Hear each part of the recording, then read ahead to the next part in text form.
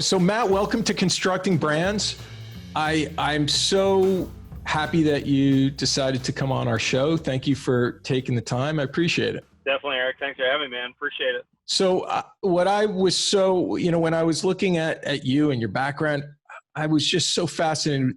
The fact that you know who your target is, and you're looking specifically for homes that are designed by architects that are significant, that are or homes that are new builds, right? So it's remodeling or new builds, but it's whole home remodels or new builds, and they're homes that are significant. Is that accurate? 100%.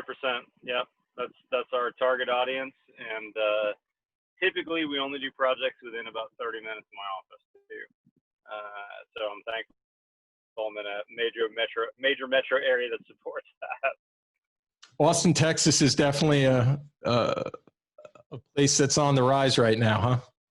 Yeah, and this is a really design-oriented town, Eric, which is helpful because I then don't have to market myself to the broader, million and a half people in Austin. I just need to market myself to a couple of dozen architects that have a good reputation and attract good clientele. And then when they get one of those good jobs, over the last 15 years, myself and some other good builders in this town have kind of trained the architects to not move forward with plans without bringing a builder on board under a pre-construction services agreement. So my clients usually don't know a thing about me until an architect goes, "Hey, before we go too far down the road, you've given me this program. I know you have this beautiful lot. Maybe I have a sketch, but I don't know exactly how much this is going to cost. And we need a builder to kind of captain the budget and make sure that we're building things that are going to work permit-wise and within your budget constraints. So let's interview these 2 or 3 builders I know that will do a good job on your project and see which one fits with you." And then I've totally gotten out of the 3-bid game, which is wonderful for my business. And it seems as though, you have such a thoughtfully crafted and well-designed. I think that's the way you think that you present how you approach your work. Is that pretty close to right? Yeah, I'd probably throw in nerdy, maybe on that as well. We really think about the details and care about what's unseen, so that my clients then get a project that's dramatically more comfortable, more durable, more efficient, and better built than most homes in America, because we've really thought those details. And by the way, we're also good at the aesthetics as well. Our craftsmanship, our abilities to execute very crisply are really honed. And so I'm able to kind of sell not just the things you can see, but the things you can't see as being a differentiator for us. And so, because we're walking into this section, this is really where my audience who's listening, this is where they live, which is manufacturing, building supplies, building products that are going both on the outside and the inside of the walls, and on the floors and on the ceilings and all the way around. So one of the things that I was so excited when I really was digging into who you were and what you were about, it's really for the love of the game as well as the game. It feels like that really came across, that you're going to come up with and you're going to really build a home that is the best home that could be built. That's right. And so I would imagine you're always looking at different products to use for these homes. What's your process? How do you find what goes into it, and where do you look for these products? Yeah, it's a great question, Eric. Sometimes it's history and tradition. For instance, I've used James Hardy siding for 20 years successfully. Now, I don't use that on every project, but when I have a project that looks like it's going to look for a cement-based siding, it's really easy for me to go to that manufacturer. I have a good relationship with them. I've used them a lot successfully. But because I work with architects, a lot of times they don't want to do what's been done already, or do off the shelf things, which means that over the years I've really become a researcher. And sometimes that's just looking at data sheets and looking at what I can find about the product. Usually it's requesting a sample. Oftentimes it's doing a little bit of my own research as well, and sometimes even some materials testing. I've broken a lot of materials. I've set a lot of materials on fire. I've set a lot of materials out in the sun in my backyard for 3 weeks to see what they look like. I've gone to data sources on the internet, and I also have garnered a large group of friends on social media that I've gone to and said, hey, have you used this? I haven't used this, and it's being spec'd on this project. What's your experience? Is this as good as they say it is? Or are there some pitfalls that I should know about that aren't in the literature? So it's not the same process every time, but I've learned that ultimately I'm responsible for the project, and if we're going to use a product that's untested or new or different or even just expensive, I got to make sure that I'm going to put it in a way that I can stand behind. And I've been burned enough times that it's cost me a lot of money and a lot of heartache, that I'm really interested in reliable, durable products that I know are going to last and perform.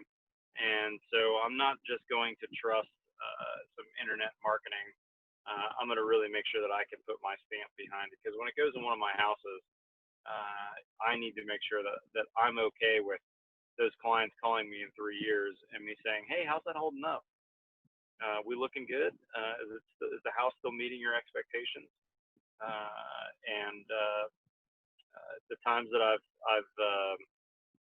put some things in that I didn't fully research, it's come back on me, and I've spent a lot of time and effort to make sure that happens less and less over the years.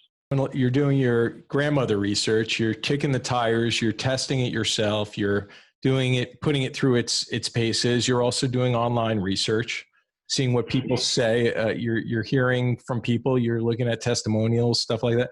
What can a building material manufacturer provide you that would help you in these decisions that you're making? Yeah, it's funny to say this as an influential person. I've gotten this reputation as being an influencer, which is a marketing term that I never heard that term before, maybe 5 years ago. But I look to see what I would consider like-minded peers think about a product. If I see a builder that I know and trust using a product, let's say on social media, I may reach out to them and go, hey, what's your experience with that? Is this first time using this? Have you used it before? Those kinds of things. And shockingly, I get really, really good responses from people that are really willing to help, because they've been in a similar situation where they were evaluating something. And I'm always really willing to talk to people when they call me or reach out to me as well, because I want to make sure that people are avoiding those mistakes that I've made too as a younger builder. So word of mouth is key in your world. Makes sense. Yeah, and beyond even word of mouth, but just you mentioned the word testimonial. In the old days, that might be marry homeowner with a 2-sentence blurb about a builder or a product on a website. We seem to have gotten away from that, but that actually can be a really powerful thing, especially even for your audience as manufacturers. I'm XYZ Builders in Fort Lauderdale. I've used this product now on 4 different houses, and I got to say, I've been really impressed. John Smith with John Smith Builders. That actually still means something, I think, in today's day and age. For a builder to put their name on a quote and stand behind it, maybe even a picture of that builder at the job site with that product. I think that's an old school marketing that still works in today's world. You mentioned as an influencer, and I know you have a large audience who follow what you say. What are the most effective ways that different building material companies have gone to you, and what do you respect when you see it from a building material company? What do you like to see them do or present? I'll give you a little case study. So over the years, I've maybe in the last 4 or 5 years now, I've started to reach out to some manufacturers and say, hey guys, I already use your product or already like your product. I've got this kind of big machine that makes videos. It's kind of expensive. It's a great way for me to market as a builder. Would you help support me? And 5 years ago, that wasn't very costly. That was paying a guy to edit my videos at night and me shooting with a camcorder. And nowadays, it's a lot bigger of a deal. I've got expensive equipment. I've got 3 or 4 full-time guys. It's a bigger ask today. But for instance, 4 or 5 years ago, Huber Engineered Woods, a big manufacturer, came to me and said, hey, we have this zip system. We're interested in talking to you about it. And I was kind of like, oh, I don't know. I don't trust this product. I don't believe in tape-based systems. And they were like, okay, no problem. We'll see you at the next event or whatever. They weren't pushy. They really were genuinely interested in a relationship with me and what I thought about it. Time went on. I started asking some builder friends about it. I saw the research that was being done at the UT Durability Lab here in Austin, and started to realize, actually, this is a better product than I initially thought. And some trusted building science guys that I knew were saying some good things about it. Okay, maybe it isn't what I thought it was originally. Then I had someone specify it on a project. I said, all right, let's try it. It's been specified. They want to use it. I'm feeling more comfortable with it. I used it. I really was impressed with it. And then time went on. We had some more negotiations, or not negotiations. We had some more discussions, I should say. Hey, we'd really like to sponsor a video where you kind of put our product to the test. Okay, yeah, I'd be interested in that. Great.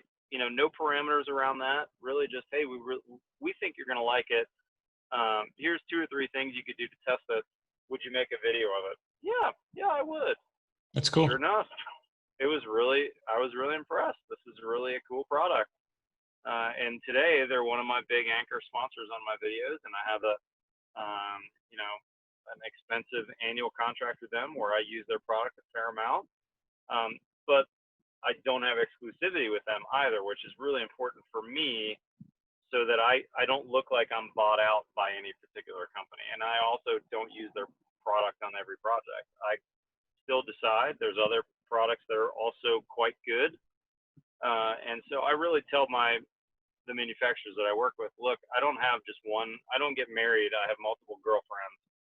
Sorry for the bad analogy, honey, if you're listening. I've been married 20 years. But the point is, look, there's not a one-size-fits-all in any category. And there's not one product that's amazing and everything else is junk. So we need to talk about the pros and cons. We need to talk about some better products. But it's interesting that the manufacturers that I've gotten to know over the years, almost all of them I have some relationship with that has been built over time. And now I've got, dozens of manufacturers that I have in my Rolodex that I could call and say, hey, I've got this project coming up. I'm not sure about this. It says this in your data sheet. How's this made? Is this really UV stable for 60 days till it gets covered, or is it longer? What's the deal with this? Could I talk to your tech guy? Could I talk to the engineer? And man, it's so awesome to be able to pick up the phone and talk to some of these people and have a relationship and talk to any different level of the company, from marketing to technical to engineering to manufacturing. I feel like I'm living in a dream world that I get to do this now. It's such a privilege. That's cool that you actually are geeking out on all the details that the people who are manufacturing the products geek out on, right? So you're speaking the language of the people who are making the stuff that you're appreciating. So that's awesome. That's the full circle. Yeah, and I think the thing that is a little bit of my superpower in my videos is I'm able to kind of distill down what's important for me as a builder to know that maybe I think other builders would like to know. And then I'm always thinking, what would Matt from 5 years or 10 years ago want to know today that I didn't know back then? Because there's a lot of builders I've been building 25 years. There's a lot of builders that have been building 20 years, and maybe they hadn't come across this or didn't realize this or whatever. And so I'm always trying to kind of think in my videos, what's the takeaway that if someone watches this, they're going to think that was really helpful for me. I'm going to file that away for the next time this incident happens or this whatever situation, so that I am better prepared to give a better product for my clients. That's awesome. So now looking toward the future, because you're always thinking about where it's going, right? What products do you think are emerging? Where are we seeing the future is in terms of building materials in the spaces in which you're working? Oh man, future projections are always hard. And building materials is a hugely broad category, right? I mean, that's everything from framing materials to waterproofing to tile and flooring and countertops. I think that there is more of an awakening in this country to building more healthy and more durable houses. And it's interesting. We're still in the midst of this pandemic that we all thought would be over by now. And the conversation around healthy and house as a sanctuary sure has come up a lot. And anecdotally, I'd tell you, in the last 2 months, I've had more interviews in the last 2 months for new jobs than I have in the last 12 months. People are really interested in doing something with their house right now on either remodeling or going to build that new house they've always wanted to build. I don't see that this is a doomsday situation or that our market's really going to falter. I think quite the opposite. We could have a banner year in 2021 after suffering this year through both some unrest and some pandemic issues. I think people are going to get out and do it next year, or even the latter half of this year. But when it comes to healthy, durable, low maintenance, those are the things that people are going to be talking about and evaluating materials on, and the manufacturers that can speak to those things and how their product is better than other products in that category. I think those manufacturers are going to do well. Love it. So anybody listening who is manufacturing a product that is healthy, durable, low maintenance, those are the keys to the future for Matt. And by the way, I'll second it. And I hear and see and work with so many different manufacturers, and I think the year ahead is going to be so bright for this category. I mean, people are recognizing the value of the value of what you're building, right? And the health, how important it is. And they're realizing, look, I actually spend a lot of time at home, and actually I'm pretty darn productive on Zoom calls. Like I was in an architect client interview today where my client was interviewing an architect, and the architect was saying, I love these Zoom calls, and I love clients that are actually out of town like you, because we're super productive on a Zoom call. We're not focused on what's happening around the house. If I were to meet you at your house, we're not distracted by the office and people coming in. You're able to sit and focus for that 30-minute call, and we get stuff done. I think that people are finding that those home offices that they've neglected, dang, we can get a lot done in our home office. 110%. And so are you looking at new visualization tools or different ways to help your customers, your clients see the vision that you're seeing? That's not really my area of expertise, Eric, because my company doesn't do any design work.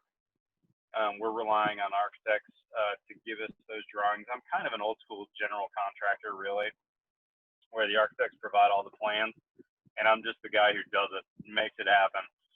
We might make products. We actually make a lot of products, suggestions, and even selections, but we don't usually comment besides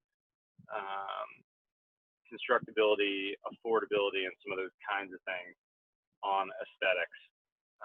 We're usually letting the architects do that, and more we're seeing architects that are giving renderings that are like, you double take to think it's a picture, but it's really a rendering. And I'm hearing from architects that kind of software is just absolutely transforming the way they design, because clients can really get it now.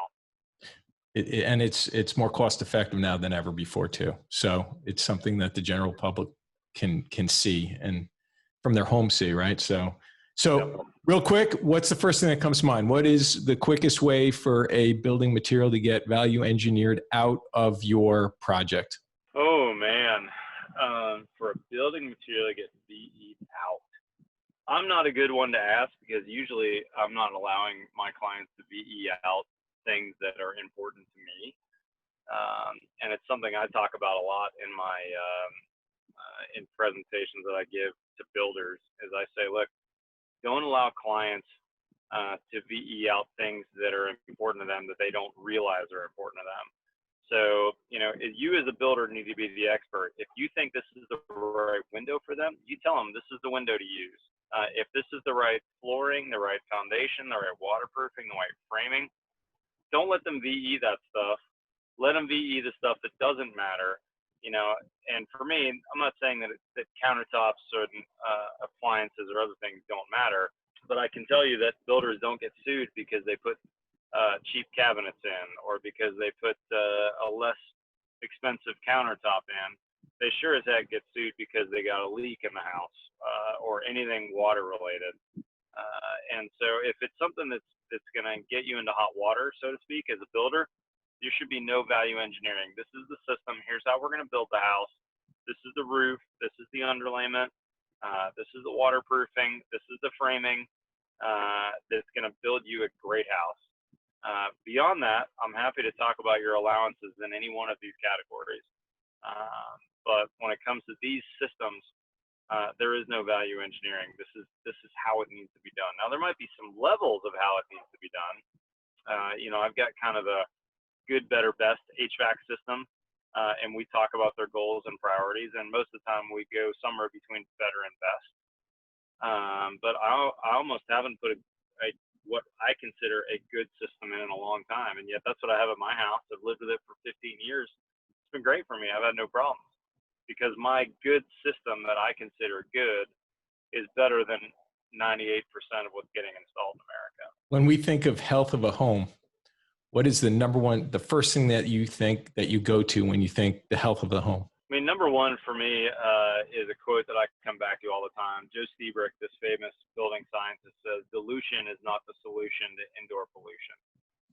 You can't bring unhealthy things into the house and expect to have a fresh air system to dilute those pollutants. You need to be really cautious about how we build the house to begin with. And then the second most important thing is water management. If you have a mold issue, you have a water issue. And mold needs three things to happen in our house. It needs a food source, it needs a temperature, and it needs water. And the food sources are everywhere. We build out of wood and cellulose, and products are made from wood. Wood is good. God made an incredible building material when he made wood. We're not going to change that. Temperature, mold really likes the same temperatures we do, so there's not a lot we can do there either. But we can control the moisture in our houses. And if we control the moisture, we can control mold. And mold is a big issue when it comes to indoor air quality concern. And actually, I think mold is going to make a resurgence as a big hot topic in America. And I've seen it come up a lot with clients and with architects and builders, even in the last 2 years or so. I think we're going to start seeing it more and more. Wonderful. Thank you. Thank you for your time. Now, for people listening, where can they see you? How could they get in touch with you? Tell us a little bit about that. Yeah, Eric. So I'm a little odd as a builder in that I have two businesses. I have a building company and I have a video production company. You can find my biggest platform is YouTube. It's just YouTube.com/Matt Reisinger, Risinger. On Instagram, I'm Reisinger Build. I also have a big builder following on Instagram. And then my building company website is risingerbuild.com, and my video production company is buildproductions.com. And you can email me at Matt, M-A-T-T, at risingerbuild.com. Matt, thank you so much for spending this time with us today. Really appreciate it. Thank you, brother. I appreciate you having me, man. Take care out there. Thanks for having me on the podcast. Love it. Thank you. Take care of yourself. All right, Eric. Thanks, man. Talk to you later. Bye-bye now. Bye-bye.